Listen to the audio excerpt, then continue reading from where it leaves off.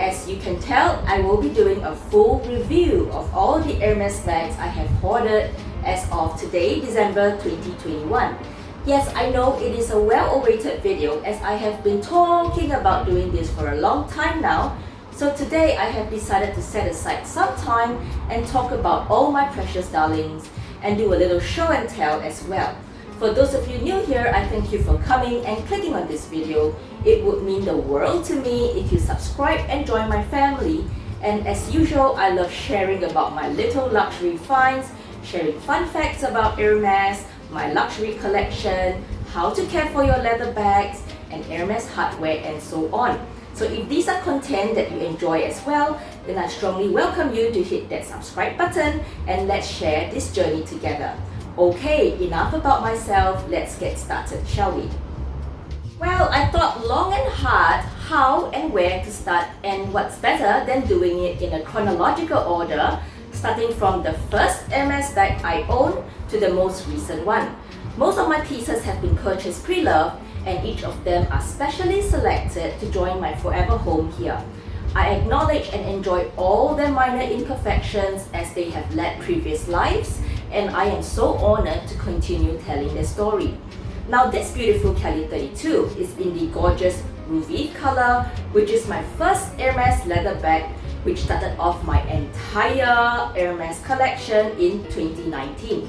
To be honest, at that time, I didn't quite know what was the Kelly or Birkin or which was which, but I loved this color and structure of the bag just by looking at it. I was drawn to the beautiful pinkish undertones of this bag, and the gold hardware looks fabulous with it. Of course, being a total beginner and clueless about the Hermes brand, I was equally clueless about the color and had to ask the sales associate to help translate the leather and the color of the bag on the tag from Japanese to English for me. And she was so kind to Google Translate and wrote it down for me. So this was my humble beginnings with the Hermes brand. This bag is in the Rue Gulliver leather, which is also today's Swift leather, and in the ratonnette style, which is the slouchy style, giving it a more relaxed look. Next up is my Hermes HAC, the Uakuhua bag in size 32 in natural color in Cotreville leather, which is today's Epsom leather. Let me tell you a secret. This bag was purchased about 15 minutes after bagging this Kelly. So after leaving the first store, feeling all happy with my first ever Hermes bag purchase, I chanced upon another shop which had a Birkin on display. I think from memory it was a black or a dark colored Birkin in size 35, and the price was super affordable. So obviously I asked to see the bag, but on further inspection the condition was not fabulous, and I asked if they had other bags in a similar style. I remember the lady then brought out the Hermes JPG, the Jean-Paul Gaultier Birkin in white in palladium hardware, and this bag. So of course, still a newbie and clueless about Hermes, I was quite taken by surprise with the JPG and its dimensions, and wasn't sure if it was really an Hermes bag then. Now of course, on hindsight, if I knew that that was a JPG and how rare a sighting that was, I would have got it too. So this gorgeous HAC has quite similar features to the Birkin, with beautiful gold hardware and in amazing condition. I admit I couldn't sleep that night. I was up all night researching about the Kelly and the Birkin and how to tell the difference between the two and about the HAC. It was indeed such an eye-opener to me, and the more I read, the more I appreciated the brand. On hindsight, I am so glad I bit the bullet and just bought what I liked. My third bag is this pop of mango yellow jaune color in Kelly 32 in Epsom leather. I must admit, I caught onto the Hermes fever after my first two bags and after lots of reading, and I just wanted more. I've been eyeing this color for a while, and as usual, I love anything colorful. Prior to getting this bag, I actually had a Louis Vuitton Speedy in MP leather in this similar yellow, and I loved it. This bag comes in gold hardware, and it is in the Cellier style, which is a boxier structured style which I adore so much. I love dressing up these bright colored bags in twillies to switch out the look now and again. This Kelly is in the Sally style, which is very structured, and I love the stiff silhouette of this bag. Amongst all my other bags, this is one of them I am not afraid to tote around or scarf because it already came with some battle wounds from its previous life. Next up is my beloved Kelly 28 in blue nude in box cuff leather in gold hardware.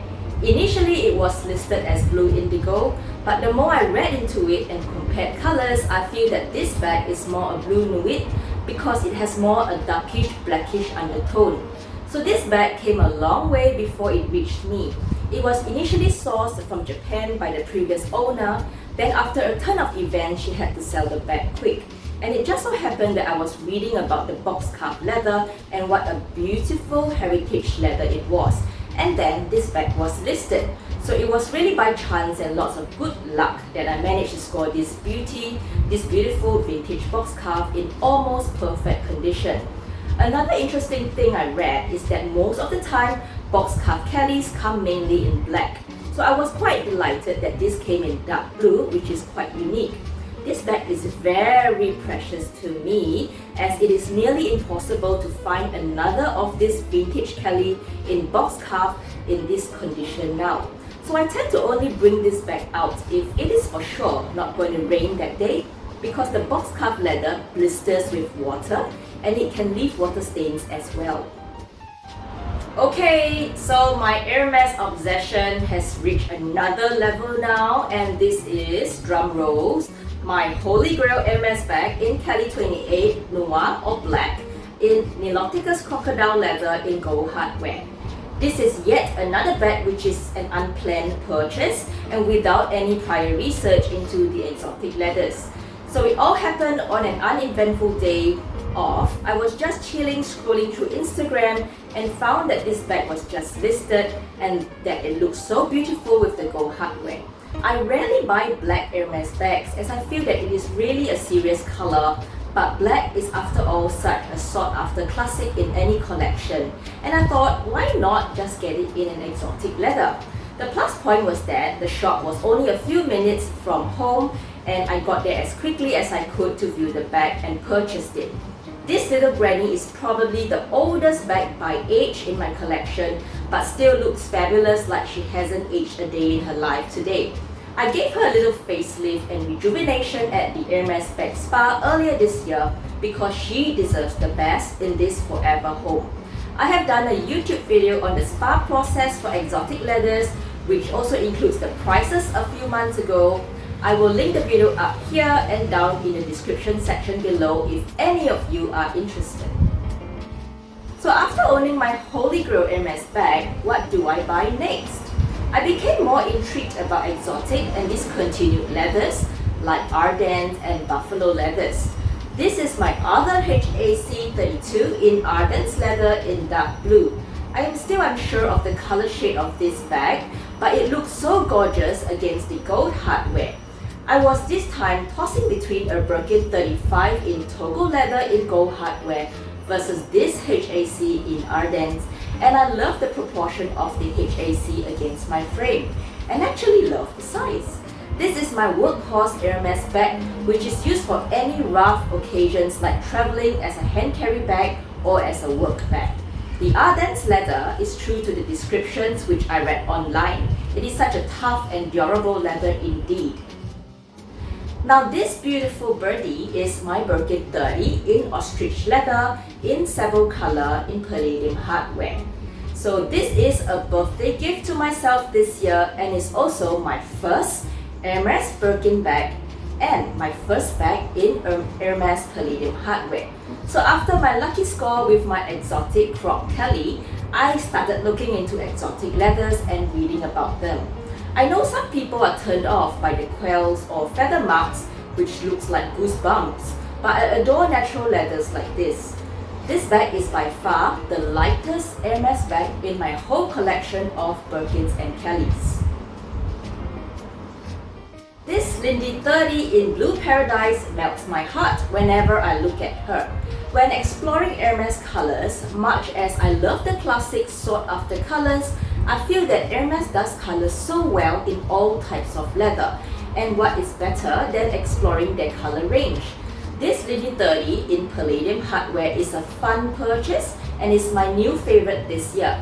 To be honest, I used to dislike the Lindy as it was too casual for my liking, but after owning and experiencing my first Lindy myself, now I know what the craze is about with the dumpling shape and how functional this bag is as well. So never say never in this luxury world.